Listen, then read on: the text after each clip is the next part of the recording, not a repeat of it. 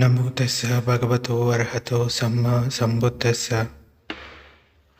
ఇంతకుముందు మహాకాశ్యపుడికి సంబంధించి కొన్ని విషయాలు చెప్పుకుంటూ వస్తున్నాం. ఆయనకి భగవానుడు ఉపదేశించిన సూత్రాలు, అదేవిధంగా ఆయన మహాకాశ్యపుడు భిక్షువులకి ఉపదేశించిన సూత్రాల గురించి చెప్పుకుంటూ వస్తున్నాం.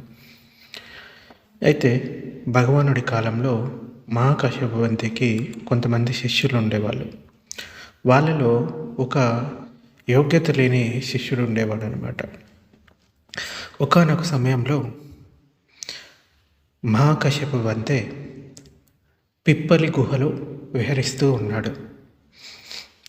ఇద్దరు బ్రహ్మచారులు ఆయనకు సేవ చేస్తూ ఆ గుహలోనే ఉన్నారు. వారిలో ఒకడు శ్రద్ధాలువు, ఎంతో శ్రద్ధతో తనకు అప్పజెప్పిన పనులను చేసేవాడు. రెండోవాడు సోంబరి, డాంబికుడు అంటే ఇంకా మాటలు ఎక్కువగా మాట్లాడేవాడు. డాంబికుడు అంటే లేనిది కూడా ఉన్నట్టుగా చెప్పుకోవడం, గొప్పలు చెప్పుకొని డాంబికుడు అంటారు అటువంటి వ్యక్తిని. వీరిద్దరూ ఆయనతో పాటు ఉంటూ ఉండేవాళ్ళు. శ్రద్ధాలువు ఆయన బ్రహ్మచారి చేసిన సేవలను తానే చేసినట్టుగా చెప్పేవాడు రెండోవాడు. శ్రద్ధాలువు ప్రతిరోజు కూడా ఆ గుహను శుభ్రం చేసేవాడు. ఆచార్యునికి కావాల్సిన ఆవశ్యకాలను అవసరానికి తగ్గట్టుగా ఏమాత్రం ఆలస్యం చేయకుండా అందించేవాడు. కానీ రెండోవాడు అన్నీ తానే చేసినట్టుగా నటించేవాడు. ఒకరోజు శ్రద్ధాలువు పొయ్యి మీద నీళ్లు కాచాడు. కొంచెం సేపటికి ఇంకొక సోమరి బ్రహ్మచారి కుండలో కొంచెం నీటిని ఉంచి మిగతా వేడి నీటిని తోడుకెళ్ళి చక్కగా స్నానం చేశాడు. కుండలో కొంచెం నీరు ఉండడంతో ఆవిరి వస్తూ ఉంది. ఆ ఆవిరిని చూసి శ్రద్ధాలువు కుండలో నీరు ఉందని భ్రమపడ్డాడు. తీరా మహాకాశ్యపవంతే స్నానం చేయబోతే పొయ్యి మీద ఖాళీ కుండ ఉంది. ఇది సోమరి పనేనని అనుకున్న ఆ శ్రద్ధాలువు బ్రహ్మచారి గొనుక్కుంటూ నీటి కోసం మళ్ళీ ఏటి వద్దకు వెళ్ళాడు. మహాతేరునికి జరిగిన సంగతి అంతా తెలిసి వచ్చింది. అంటే మహాకాశ్యపవంతే కోసం ఆయన నీళ్లు కాచడానికని నీళ్లు పెడితే ఎవరైతే సోమరి బ్రహ్మచారి ఉన్నాడో ఆ నీళ్ళన్నీ అతను తోడుకొని వెళ్ళిపోతాడు. మళ్ళీ దాంట్లో నీళ్లు నింపడు. ఈ విషయం అంతా కూడా మహాకాశ్యపవంతికి ఆ శ్రద్ధాలువు బ్రహ్మచారి చెప్తాడు. ఆ సాయంకాలం మహాకాశ్యపవంతే సోమరికి ధర్మం వినిపించాడు. ప్రవజ్య కోసం శిక్షణ తీసుకునే బ్రహ్మచారులకు ఇలాంటి పనులు తగదని చెప్తాడు. కానీ ఆ సోమరికి ధర్మం చెవికెక్కలేదు. తన మీద చాడీలు చెప్పాడని శ్రద్ధాలువు మీద కోపగించుకున్నాడు. ఆచార్యుని మీద కూడా కోపం వచ్చింది, కానీ దిగమింగుకున్నాడు. ఆ రెండో రోజు గ్రామానికి భిక్ష కోసం వెళ్ళి మహాతేరునికి కొంచెం అంటే అనారోగ్యంగా ఉండింది. అయితే మంచి ఆహారం ఇవ్వండి అని ఒక ఉపాసకుడిని అడిగి మంచి ఆహారం సంపాదించి చక్కగా ఆరగించి పిప్పలి గుహకు వెళ్ళాడు. తన రోజువారీ భిక్షాటన చేసి మహాకాశ్యపుడు శ్రద్ధాలువు బ్రహ్మచారి గుహకు తిరిగి వచ్చారు. వీరిద్దరూ కూడా ఆ సాయంకాలం సోమరికి ఆహారం ఇచ్చిన గృహస్థుడు మహాతేరుని ఆరోగ్యం గురించి కనుక్కోవడానికి పిప్పలి గుహకు వెళ్ళాడు. వెళ్ళి మహాకాశ్యపుని ఆరోగ్యం చేకూరిందా అని మహాకాశ్యపవంతిని అడుగుతాడు. అప్పుడు ఆయన ఆశ్చర్యపోయి, నాకు అనారోగ్యమని ఎవరు మీకు చెప్పారు అని ఆ గృహస్థుని అడుగుతాడు. ఆ గృహస్థుడు సోమరి బ్రహ్మచారి నిర్వాకం బయట పెట్టాడు. అంటే అతడు వచ్చాడు పొద్దున, మీకు అనారోగ్యంగా ఉందని కొంత మంచి ఆహారాన్ని ఇవ్వండి అని మా దగ్గర నుంచి తీసుకున్నాడు అని చెప్తాడు. ఆ జరిగిన నిర్వాహకం అంతా కూడా బయటపడుతుంది. మహాకాశ్యప బంతే ఆ సోమరితో, కుమార, ప్రవజ్య కోసం ఇక్కడికి వచ్చావు, శిక్షణలో ఉన్నావు, ఇలా అబద్ధాలు చెప్పి ఆహారం సంపాదించుకోవడం ఉచితం కాదు అని చెప్పాడు. దాంతో అతనికి ఈర్ష్యా ద్వేషాలు ఉవ్వెత్తున లేచాయన్నమాట. కోపంతో, మీరందరూ నన్ను తక్కువగా చూస్తున్నారు, అన్నీ మంచి మంచి చివరాలు అతనికే ఇస్తున్నారు, నా మీద పక్షపాతం వహిస్తున్నారు, ఈ తేరుడు పాపి అని మహాకశ్యప బంతేని నిందిస్తూ గుహలోని కుండలని పగలగొట్టి అక్కడున్న చేవరాలకి నిప్పంటించి పారిపోయాడు. ఈ విషయం తర్వాత భగవానునికి తెలిసింది. ఆయన భిక్షువులతో, ఆ సోమరి ఈ జన్మలోనే కాదు, పూర్వజన్మలో కూడా ఇలాగే చేశాడు అని అప్పుడు జరిగిన స్టోరీని చెప్తాడు. పూర్వకాలంలో బ్రహ్మదత్తుడు కాశీ రాజ్యాన్ని పరిపాలించేటప్పుడు ఒక సిగాలి పక్షి ఒక చెట్టు మీద గూడు కట్టుకొని నివసిస్తూ ఉండేది. ఒకరోజు జోరున వాన కురుస్తూ ఉంది. అప్పుడు ఒక కోతి తడిసి ముద్ద అయ్యి ఆ చెట్టు కిందికి వచ్చి గజగజ వణుకుతూ ఉంది.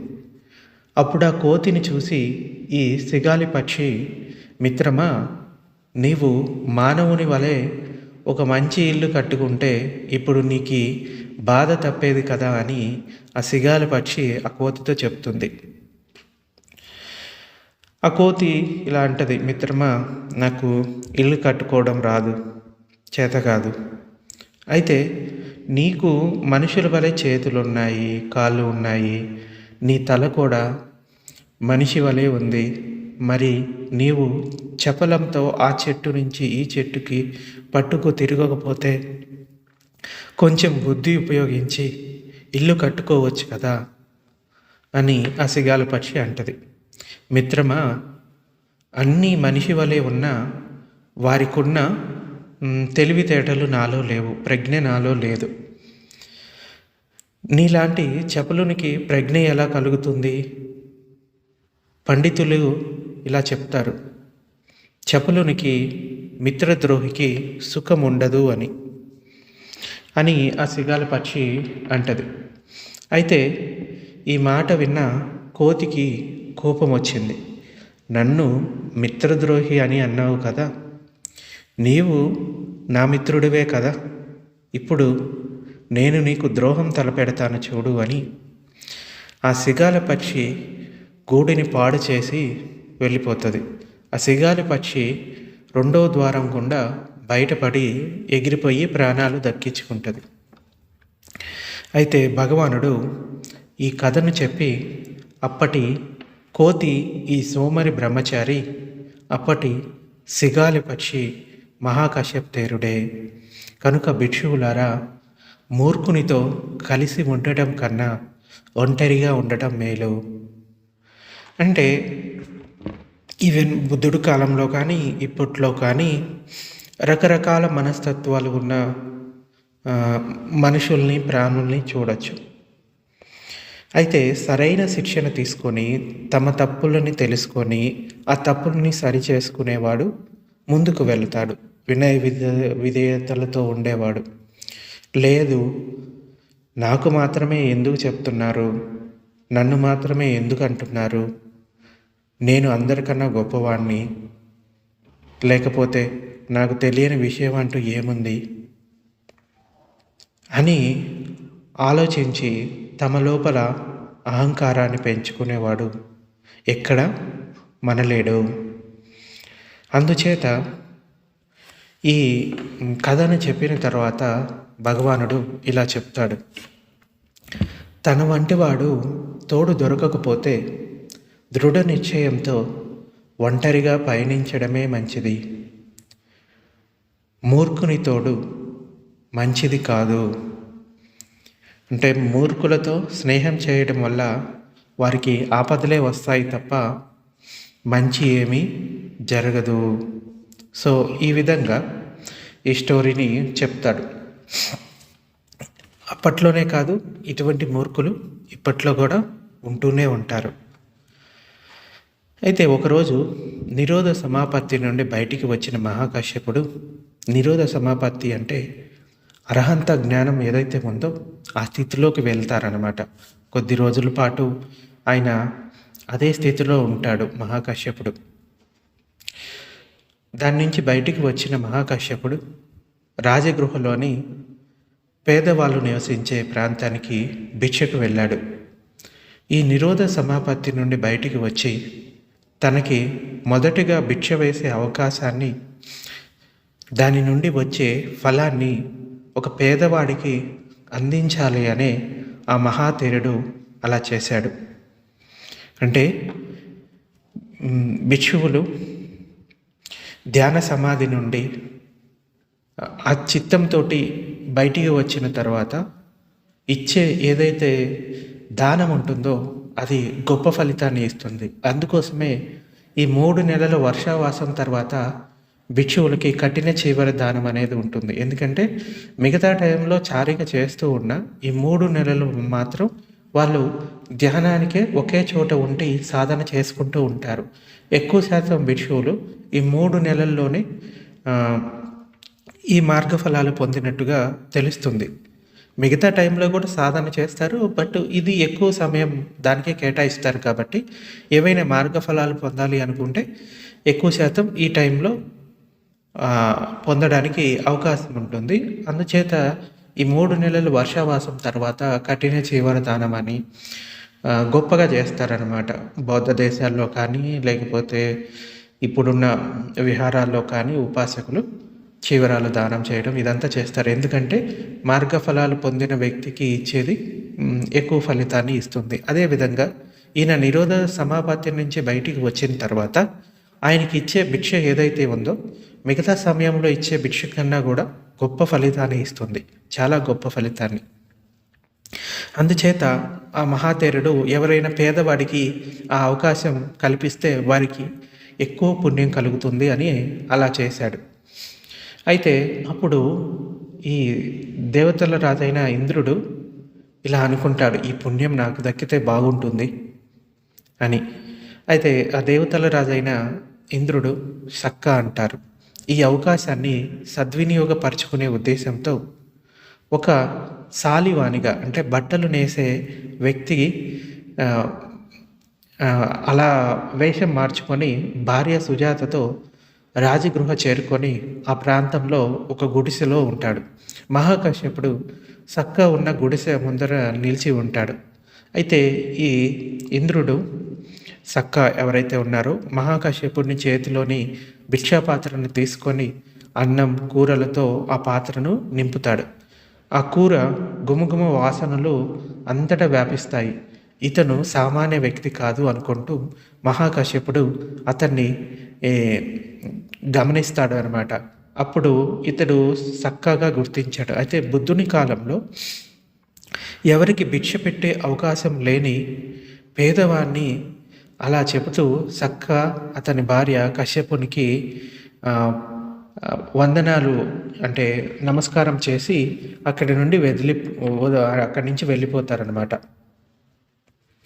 సో అంటే ఈ విధంగా కొన్నిసార్లు వాళ్ళు పుణ్యపారమితులను పెంచుకోవడానికి ఈ విధంగా చేస్తూ ఉంటారు.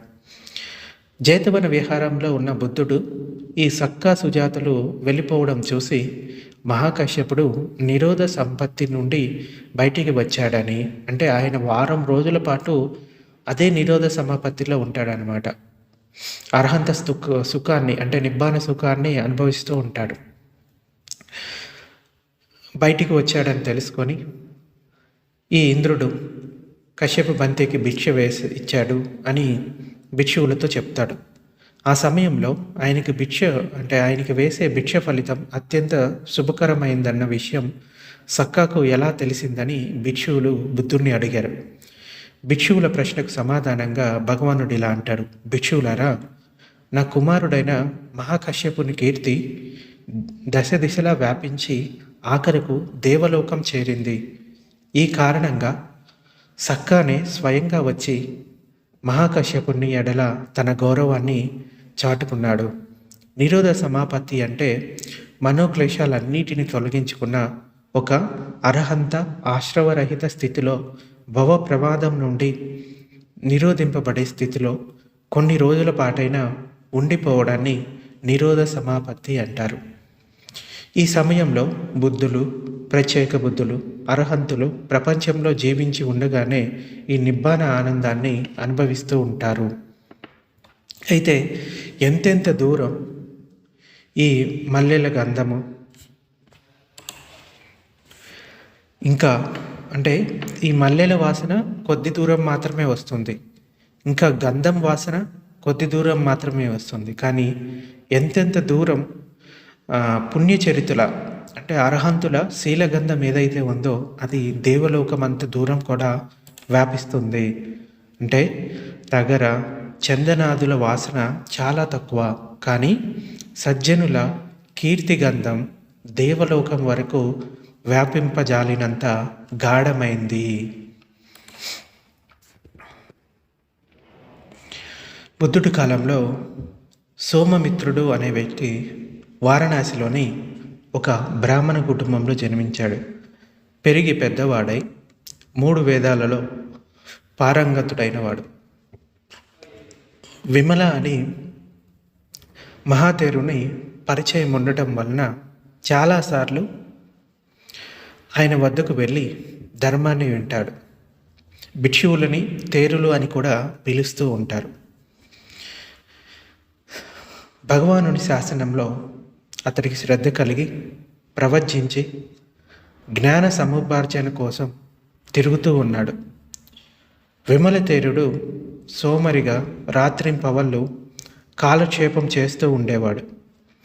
ఈ సోమమిత్రుడు అటువంటి సోమరులను త్యజించాలి అనుకొని మహాకశ్యప తేరుని వద్దకు వెళ్ళి ఆయన సూచనలతో విపశ్యన ధ్యాన సాధన నేర్చుకొని సాధన చేస్తూ అచిర కాలంలోనే అర్హంతుడై విమల తేరునికి సలహాలు ఇస్తూ ఈ విధంగా చెప్తాడు.